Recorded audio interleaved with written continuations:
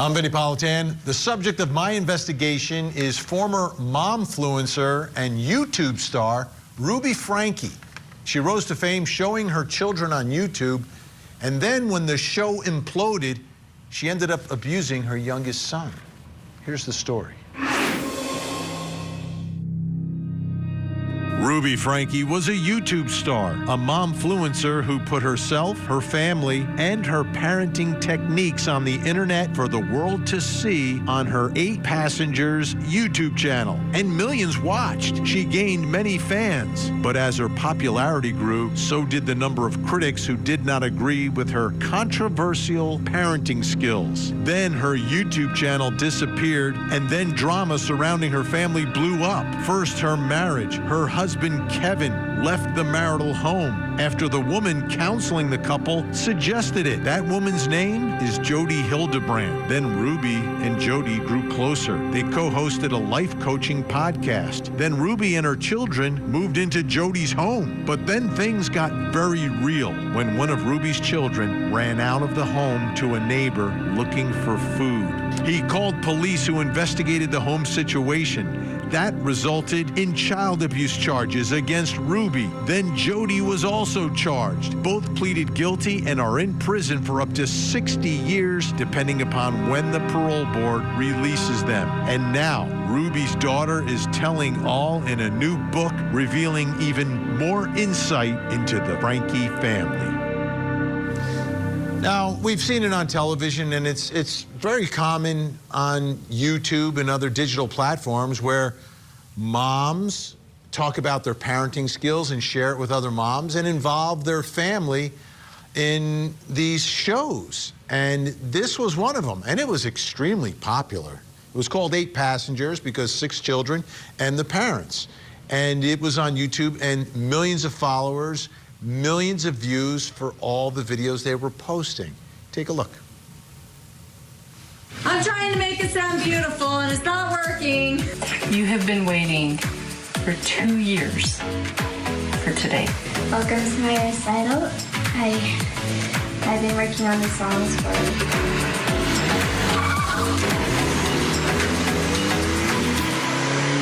Once a year on Thanksgiving, I want to at least see you in a half-decent shirt. That's not his school uniform. And you look handsome. And he doesn't want it to be recorded. Helping Grandma in the kitchen. Getting ready for our big feast.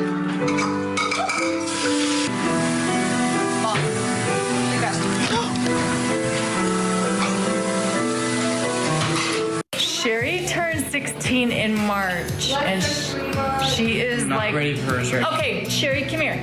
Sherry, are you looking more forward to dating or driving? I get the feeling that you are more like the typical poster child for the dad who is mean to the boys as they come to pick up the daughter. Mean. Now that she's turning 16 this spring, I'm like, oh my word, you really are emotionally ready.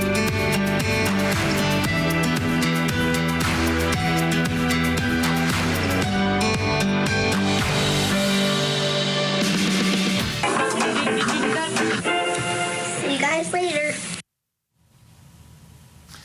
There's different ways to look at it. Some people think, you know, putting your children on television or putting your children and your family on YouTube to create this show is not right to begin with. But many people do it very successfully. And I think, you know, there has to be an understanding and an acknowledgement that these children have lives outside of this YouTube channel. You know, it's supposed to be about mom, but the kids end up being the stars of the whole thing and what's going on in their lives. So that alone is some level of controversy, and people were suspicious of the way she was raising her children. They didn't think it was right. They thought some of the punishments weren't appropriate, etc.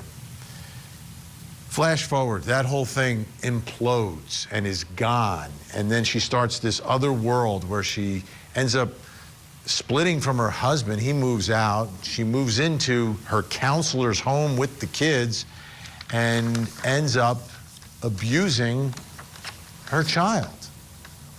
and ends up pleading guilty. Take a listen. I've been handed a plea agreement, and it appears to be signed by Ms. Franke. Ms. Franke, did you sign this agreement? Yes, And you did that today? When did you sign it? on the 18th. Okay. You've read it carefully? Every word. Your signature represents to the court that you've read it carefully, that you understand what you've read, and that you agree to all of the terms. Is that all accurate?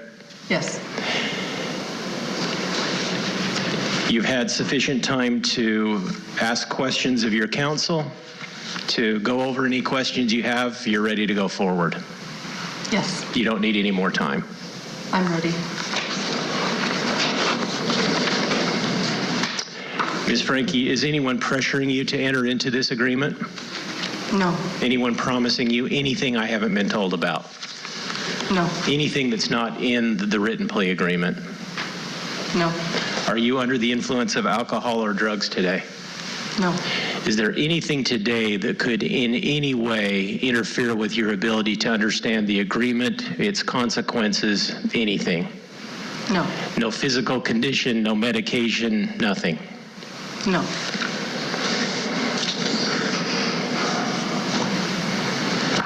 Any further record, counsel? No, Your Honor. Mr. Winward, we ready to proceed? We are ready to proceed. All right, then. Ms. Franke, how do you plead to count 1, aggravated child abuse, a second-degree felony? Guilty. To count 3, aggravated child abuse, a second-degree felony? Guilty. To count 5, aggravated child abuse, a second-degree felony? Guilty. And to count 6, aggravated child abuse, a second-degree felony? With my deepest regret and sorrow for my family and my children, guilty.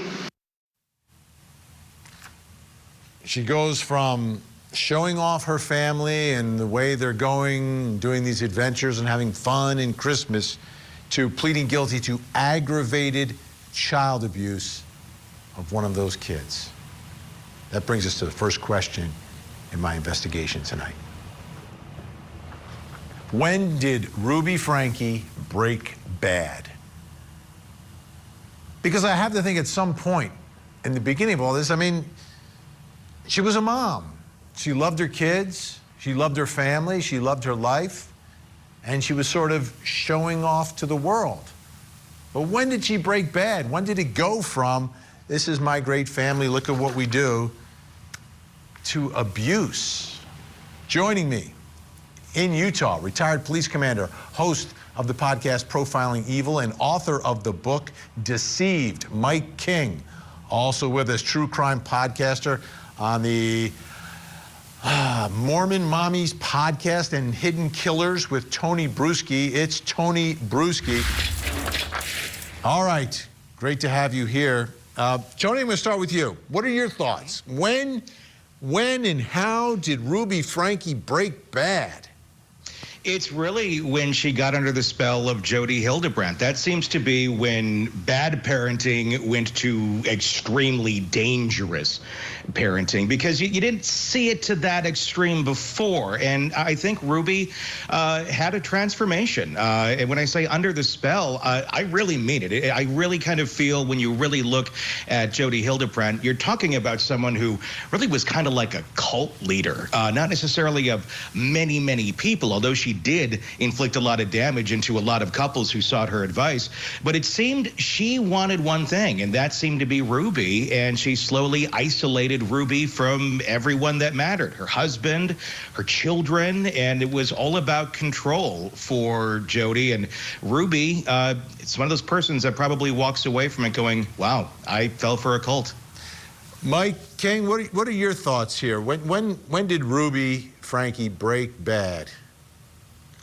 You know, Vinnie, this thing has got me so confused because I see myself kind of vacillating back and forth. And I really appreciate Tony's comments there, because I was in that same camp. But then I had to kind of recalibrate after the daughter came out with the book saying that this kind of abusive behavior was going on long before that event of Jodi Hildebrandt coming into the life. She says actually for a period of time, once Hildebrandt becomes a part of the Franke life and moves into the house and starts to take a strong role, kicks Kevin out, that all of a sudden, she says, in a wacky way, things are getting a little bit better. So that makes me wonder, what was the pre-event like in that family? What were the abuse things? And as we've listened to the son, who's been doing a lot of kind of admitting things that were going on as he games on and streams online, you start hearing other things that were happening. When you watch the daughter who says in the day of the arrest, finally something's happening, it takes me back to, was there some predisposition going on, some things happening, or was it this pursuit of fame and fortune and everything else? And the other thing I find myself vacillating a little bit on is whether Jodi Hildebrandt was actually attracted to Ruby Franke, or if she was attracted to the money and the huge following that she had as she tried to build her own new streaming service and new a body of people. So, Vinnie, I don't know. I'm scratching my head because I keep vacillating back and forth. You know, to me, I look at this situation and just watching the evolution of the 8 passengers and how it started with, you know, home videos and then sort of changed. And there were people who were watching videos that she was putting out there for the world to see, and people were calling up CPS and saying, Child Services, saying, something is not right here. And the one thing I'm wondering is, did that taste, and we all know it, that you know, that stream or have television shows, when you get that attention, the viewership, the following, whatever it is, you see something that works, you do more of it, right? Come on, we all do it, right? Mike, Tony, me, you, we all do it, right? The audience responds to something, and there's going to be a little bit more of it. And I'm wondering, Mike, I'll go to you again, if maybe she got a taste of that, and what people were responding to in the audience was when things were a little frictional with the children, and more people paid attention when she would do things, you know, punish the children or do something a little extreme, and then you kind of go down that slippery slope that we all can end up on. Yeah, yes. Some interesting things that have come out that I've found kind of intriguing are these incentive bonuses to the children of, hey, you'll get $100 if you come up with something that's kind of catchy or big or gripping for the public to hear and participate in. And the kids, the author of this book says, I was getting paid to come up with some of these things. I think just like you said, guys like Tony and me are constantly evaluating the ethics of what this social media world can do, because you can quickly sell your soul for a click or a like or an additional subscriber. And whether she succumbed to that or was so consumed with what she was doing that she didn't even pay attention to it, it just kept getting bigger and bigger. I don't know. But you always got to be bigger and better the next day. Exactly. Or you start becoming insignificant. Yeah, the same thing in television, same exact thing. We all are in that world. Mike King, thank you so much. Great to see you. Tony's going to stick around. Coming up next, what is Ruby's daughter revealing in her new book? Sherry, come here. Sherry, are you looking more forward to dating or driving? A Ponzi scheme and a deadly poisoning. A former pharmacist already convicted in a federal fraud case. Now stands trial for the murder of her husband. The financial crime gives rise to murder. Did Natalie Cochran kill to cover up other crimes? We're not here to obtain convictions. We're here to obtain the truth. Now a jury will decide her fate, and Court TV will bring you every minute. The Ponzi scheme murder trial. Live coverage weekday mornings, only on Court TV. The People. So do you guys date at a certain age? Hey, less than 3 more months for me. Sherry's counting down. Did you hear her? She's like, 3 more months until I start dating. Sherry, are you looking more forward to dating or driving? Is there one you're looking forward to more than the other? Not really. Same. It's going to be a lot of independence. So there's Ruby Franke putting her daughter Sherry front and center in the middle of all of this in their 8 passengers show. Sherry Franke's a little bit older now, Ruby's daughter, and she had an interesting Instagram post announcing the release of her book. Take a look. Guys, I can't believe I wrote a book. I've always thought about writing a book. Honestly, I didn't think I'd have enough to fill a book. There were a lot of challenges writing it, but it came through, and I'm so excited for you all to read it.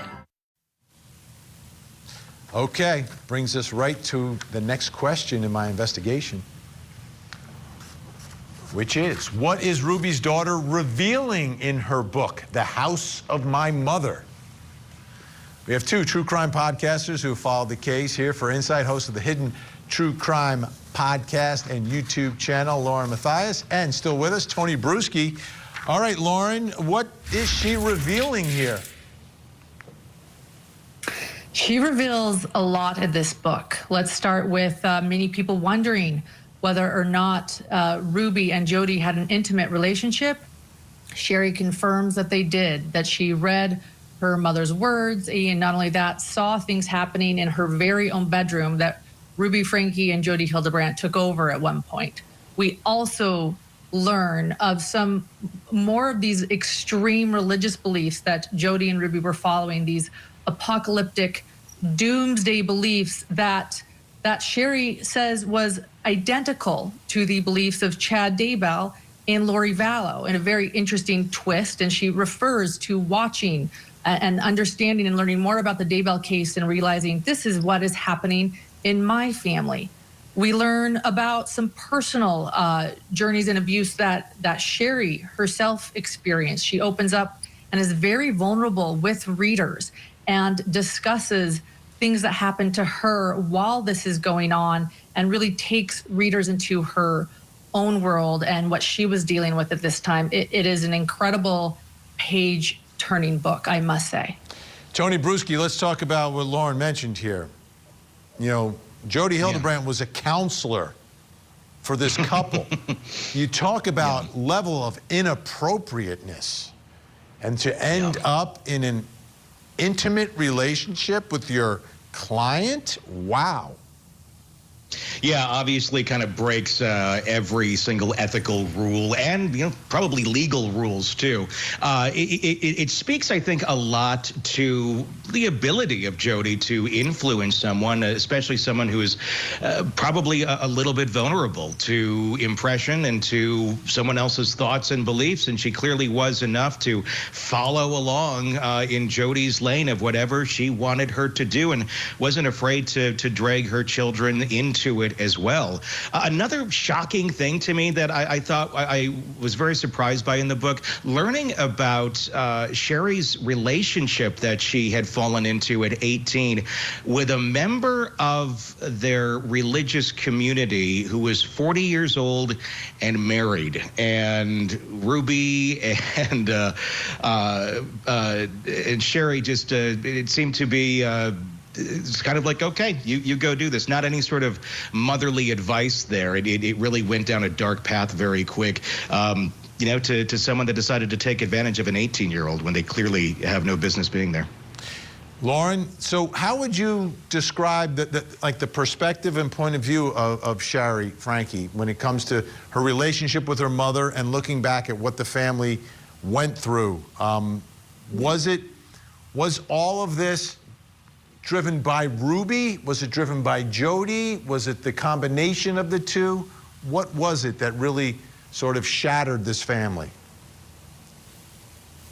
Sherry really actually helps the readers really understand the dynamic of what's going on. She does explain that in her early years, she did not feel loved by her mother, and she actually takes entries from her childhood journal entries where she writes, "I don't think my mother loves me." She recalls physical abuse, nothing necessarily that would maybe bring the police to the house, but never feeling loved by her mother. sort of this very strict authoritarian discipline and understanding that her mother was not her friend, even her mother stating, I am not your friend, I am your mother. And then so while she talks about this sort of strict parenting and this sort of subtle abuse that she's experiencing, she then brings in Jodi Hildebrandt, where she does not mince words. She states, this is when the monster entered our lives. And really the way she explains it is her mother was primed for this, and Jodi essentially gave Ruby permission, if that makes sense. And that's at least how I took it, that Ruby's belief system was there. Ruby's belief system on this strict authoritarian parenting was there, but Ruby gave her permission to further this abuse, and that make no mistake, Ruby participated in it, but she does call Jodi the monster that ruined their family. Tony, we have about 20 seconds here. Are you surprised that Sherry has not walked away from this, but has actually written a book about it? And everyone's allowed to tell their story, but are you surprised? No, I'm not. I think it's cathartic, and it's her right to share her story and get it out, and I think this will probably help with her healing process. At least I think all of us hope it will. Absolutely. That family, I mean, shattered by what happened. And it's you look at where they started. The 8 passengers, a great family, all right, and then here's where we are. Tony Bruschi, thank you so much. Lauren's going to stick around.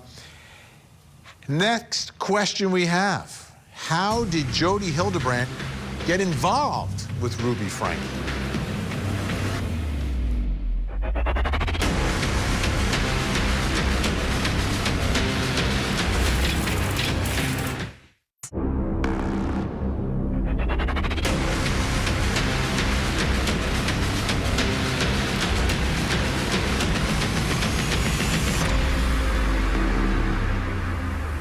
I'm Vinnie Politan. We continue our investigation of former momfluencer and YouTube star Ruby Franke.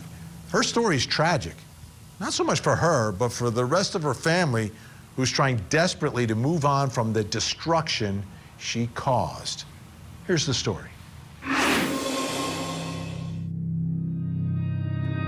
It was an epic fall from grace for Ruby Franke. She was a momfluencer who rose to fame with a YouTube show called 8 Passengers, which featured her life raising 6 children with her husband. But the longer the show was on and the more successful it got, the more it featured the children and all the drama in their lives. Millions watched their videos, and then increasingly more became concerned about Ruby's style of parenting. Then after that drama, Ruby and her husband separated. A woman named Jodi Hildebrandt at first counseled the couple, then became a business partner with Ruby when Ruby and her kids moved into Jodi's house. Then things went further south when Ruby and Jodi were charged with child abuse after Ruby's son escaped that home and went to a neighbor looking for food. Jodi and Ruby were prosecuted for child abuse and sent to prison, while the rest of the family now tries to pick up the pieces shattered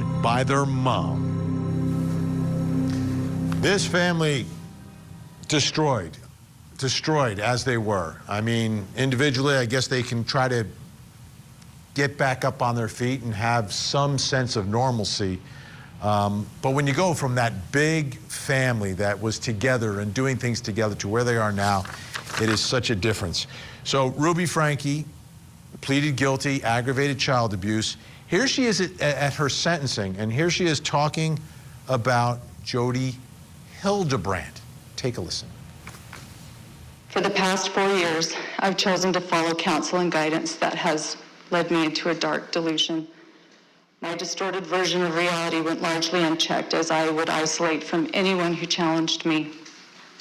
I was led to believe that this world was an evil place, filled with cops who control, hospitals that injure, government agencies that brainwash, church leaders who lie and lust, husbands who refuse to protect, and children who need abused.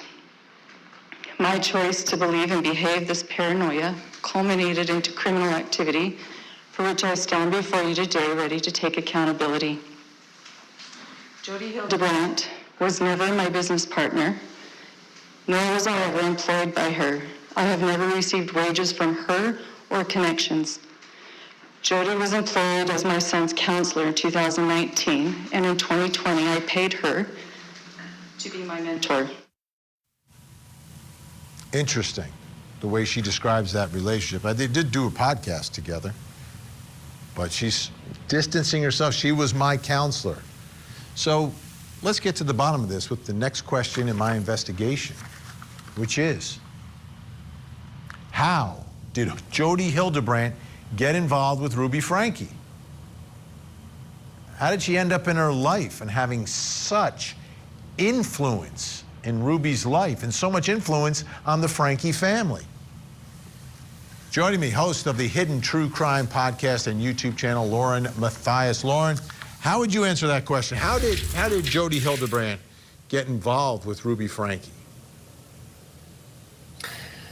Well, we learned from Sherry Franke's book, an incredible book, that Chad, who is the only sibling she actually mentioned by name in her book, Chad, was in quote unquote unruly teenager. In other words, he was goofy, he got in trouble, he acted actually like a pretty, in my opinion, innocent teenage boy, but according to Ruby, he needed discipline. She needed something to fix Chad.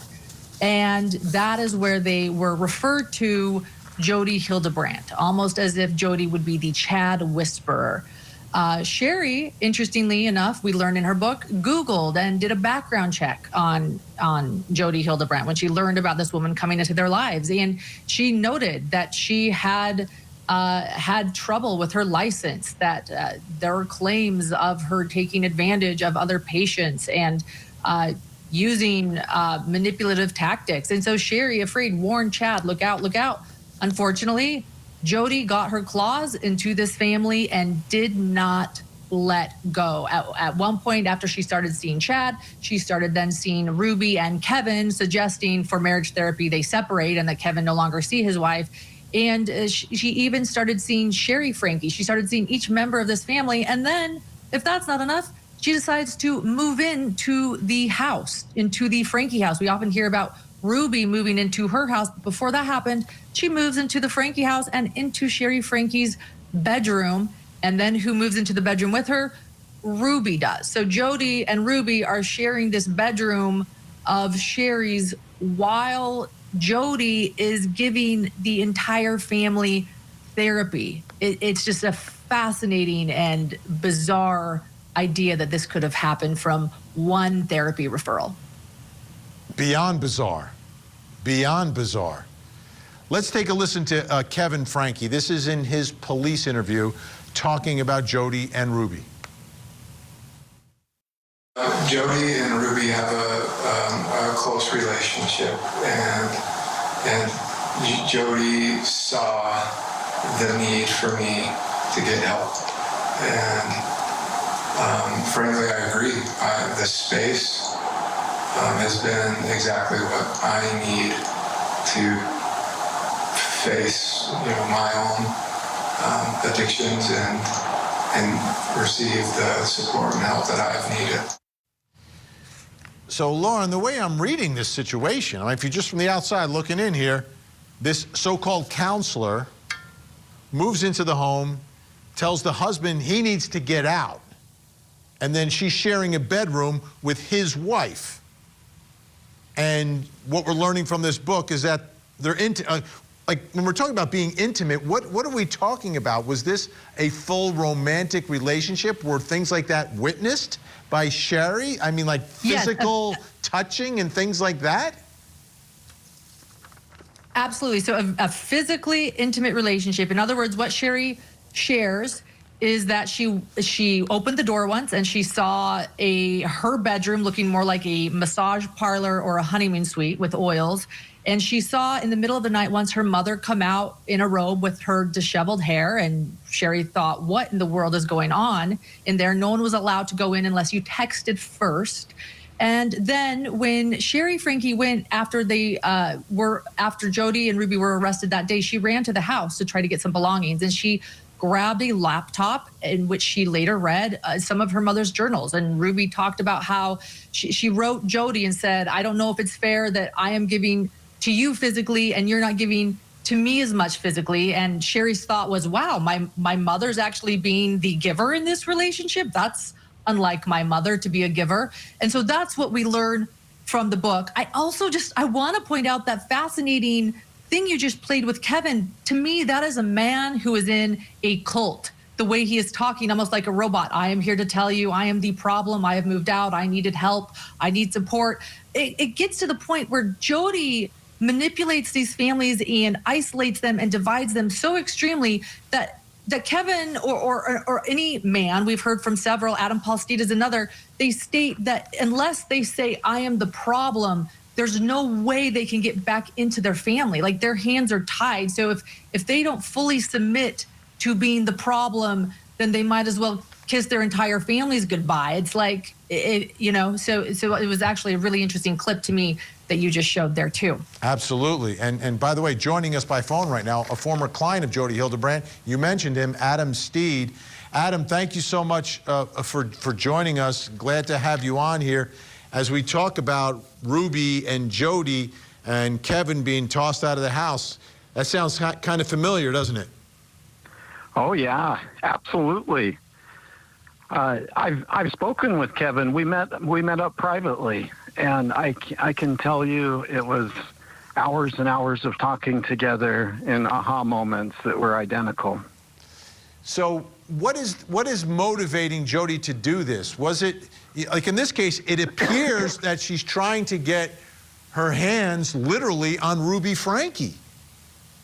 Oh, it's just insane. Absolutely. You can't get your head around it. It's like if a police officer was secretly in his private life driving 150 miles an hour everywhere he went, and he was arresting people and taking their cars away if they went 2 miles an hour over the speed limit.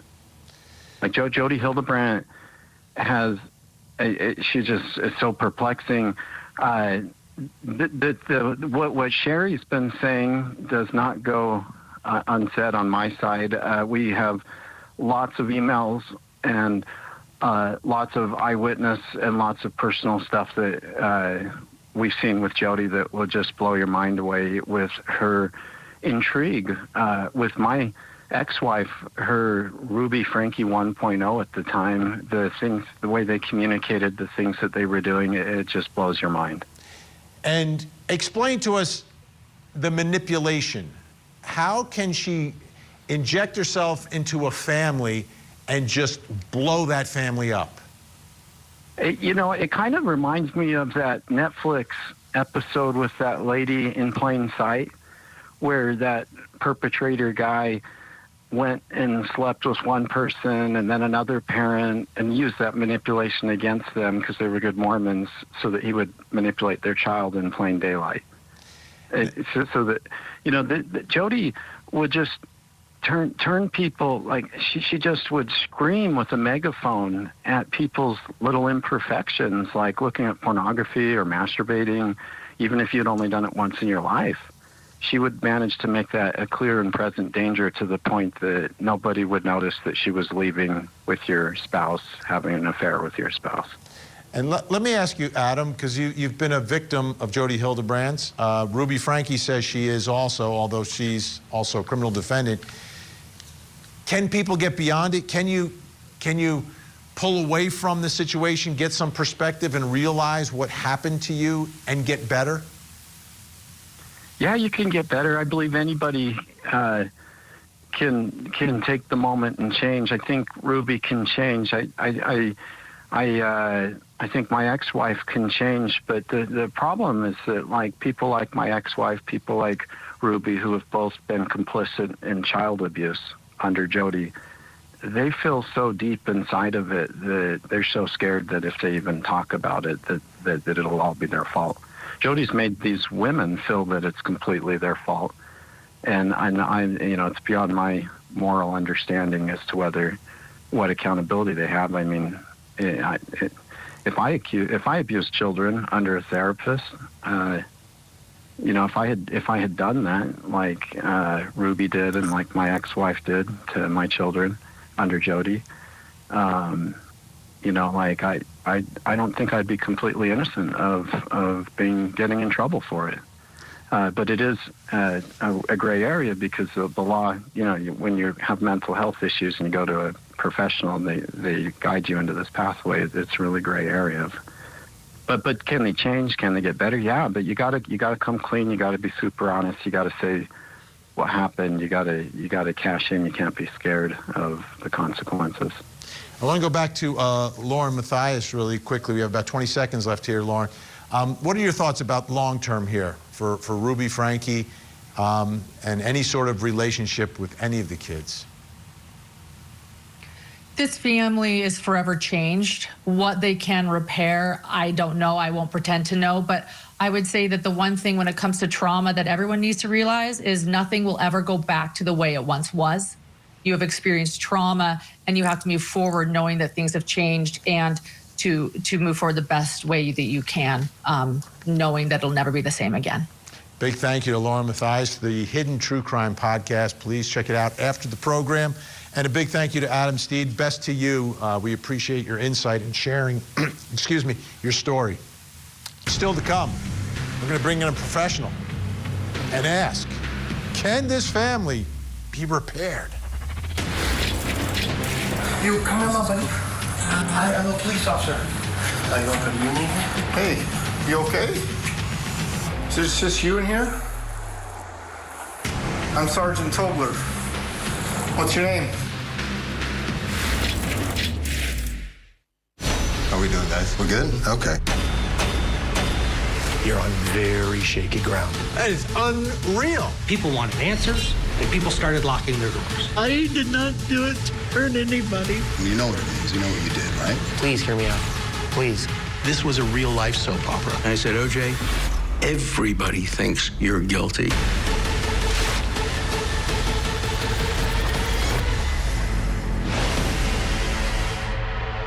Today.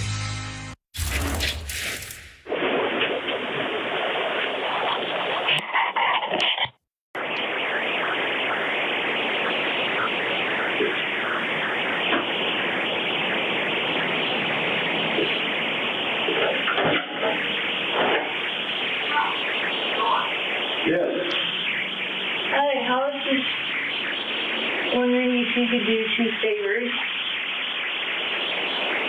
Well, what are they? Taking me to the nearest police station.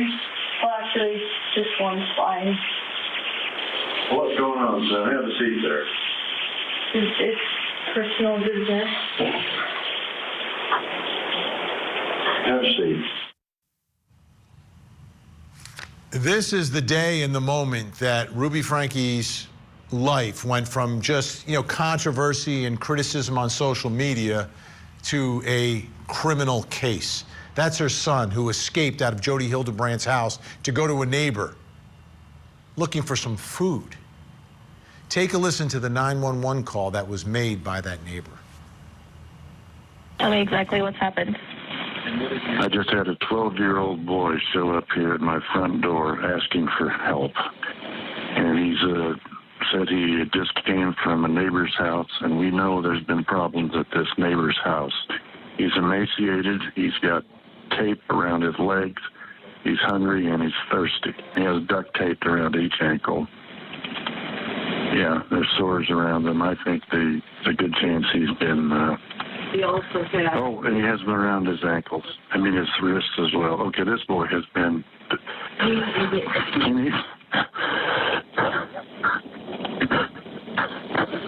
This kid has obviously been... I think he's been detained. He's obviously covered in wounds. It was, wow, when that neighbor saved this child, and that child saved himself by getting out of there. That brings us to the next question in our investigation. It's about looking forward and moving forward here. Can this family be repaired? Obviously, Ruby's going to be spending a lot of time in prison, but you've got all these siblings, you've got a father. Can they be repaired? Joining me, forensic psychiatrist, trial expert, witness, author, and columnist, Dr. Carol Lieberman, who I know is out in LA, one of the victims of all these fires. Our thoughts are with you, Dr. Lieberman, and we appreciate you coming on tonight. Can this family be repaired? Well, you know, as a psychiatrist, I always want to feel, and I have seen it happen, that people, even undergoing the most horrible circumstances, can be repaired with a lot of therapy. Now, in this case, you know, she has done such damage to her children. Besides the physical, I mean, it's much more psychological than physical in terms of trying to heal. You know, it was so interesting to hear that man, the neighbor, talk. He was just looking at this boy, and he was so touched by it. You could tell how, you know, what the boy must have looked like just from his voice. The boy, her son, said, "It's my fault." You know, a little later on in the call, he was blaming himself. And that she has made these kids blame themselves for all kinds of things, for her, you know, her abuse. And so, first of all, to start off, the first thing would be to get Ruby to promise and to prove that she's not in contact anymore with Jodi. You know, that's the first thing, because Jodi, of course, has been a terrible, terrible influence.